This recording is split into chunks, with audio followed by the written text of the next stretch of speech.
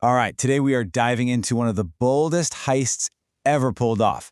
I mean, this thing was so well planned, they called it the crime of the century. We're talking about the great train robbery of 1963. So, how do you think you stop a moving train with just a glove and a battery? Sounds impossible, right? Like a riddle. But that simple, kind of brilliant trick was exactly how this whole legendary crime got started. It was literally the key that unlocked a massive fortune, speeding through the dark English countryside. Okay, so let's set the scene. Picture this. It's the middle of the night, early hours of August 8th, 1963. You've got this Royal Mail train just barreling down the tracks, making its way from Glasgow to London. On board, you've got mail, of course, some postal workers, but also a secret, very valuable cargo. So around 3 a.m., the driver, Jack Mills, sees something that makes him sit bolt upright. A red signal, right here at Sears Crossing. Now you gotta understand, the train never stopped here. It made absolutely no sense. But, a red light's a red light. So he does his job, hits the brakes, and this massive train grinds to a halt. Right in the middle of nowhere. Just silence. And from there, things just went from weird to terrifying really fast. The assistant driver hops out to use the emergency phone to call the signalman, but the line's dead. Cut. That's the moment they know something is seriously wrong. And before he can even shout a warning, the gang is on them, appearing out of the darkness. They swarm the engine. Jack Mills tries to fight back, but he's overpowered. Just like that, the train is theirs. So you have to wonder, right? How did a bunch of criminals from London pull off an ambush this precise? Well, it all came down to one critical thing: inside information. And the guy orchestrating the whole thing was a mastermind named Bruce Reynolds. Now, Reynolds and his crew, they were pros, no doubt, but they weren't train robbers. Their whole incredible plan was built on a tip from a secret source, a mysterious, high-level informant, someone deep inside the Royal Mail. To this day, nobody knows who it was, but this insider is the one who gave them the keys to the kingdom, turning a crazy idea into a real, actionable plan. And this was what they were after, the High Value Packages Carriage, or HVP. You can basically think of it as a rolling bank vault moving enormous amounts of cash from city to city. The gang didn't care about the letters. They wanted one thing: the second carriage, right behind the engine, because that's where the money was. And that first tip from their insider, it was an absolute game changer. See, normally, that HVP carriage would have been decked out with alarms, but the informant told them that on this one specific night, the secure carriages were all out of commission. So they were going to use a backup car instead, one with zero security, no alarms, nothing. And then came the second tip, the one that made this a once-in-a-lifetime score. It had just been a bank holiday weekend, which meant the banks were shipping way more cash than usual. So instead of the normal, say, £300,000, that carriage was loaded with somewhere between 2.5 and 3 million pounds. We're talking 10 times the normal amount. It was the jackpot, and the gang knew exactly when and where it would be.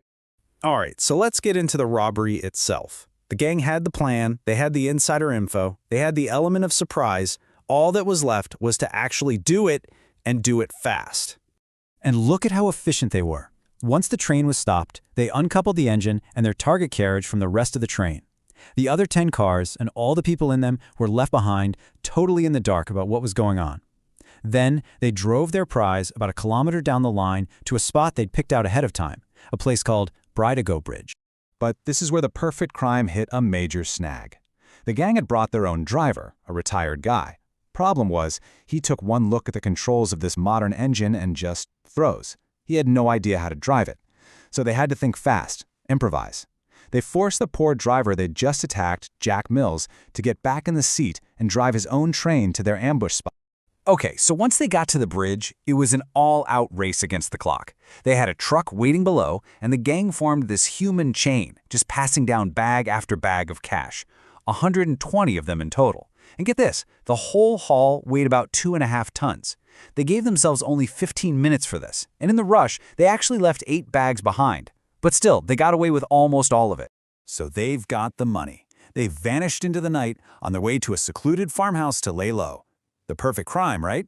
Done and dusted. Except, as they were leaving, one of the robbers said something, just a few words, and those words would end up being their undoing. Just before they left, one of the guys turned to the postal workers they had tied up and gave them a warning. It was supposed to buy the gang more time, make sure they got away clean.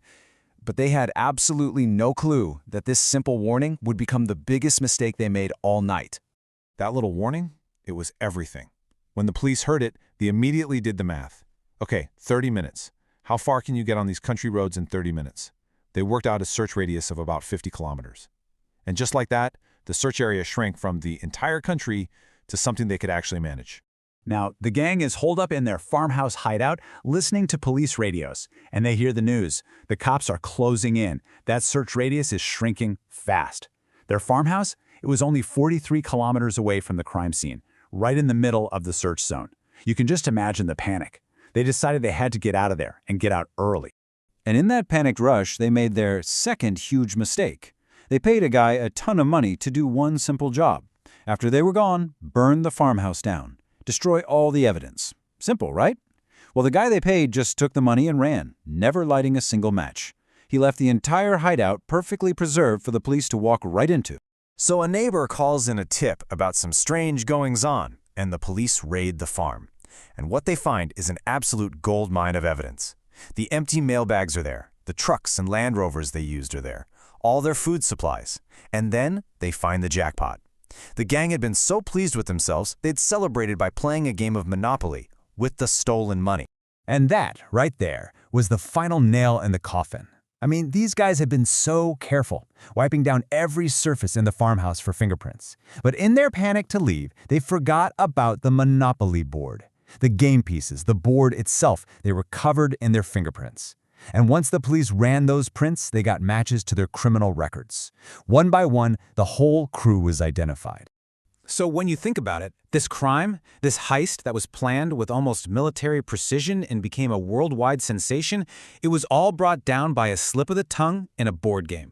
Incredible. So what happened next? Well, most of the gang got caught, and they didn't get off easy. Most of them got 30-year prison sentences. But the story doesn't really end there. For the robbers, their big score led to decades in prison. And for the train driver, Jack Mills, the trauma from that night was so severe he never worked again. He died just 7 years later.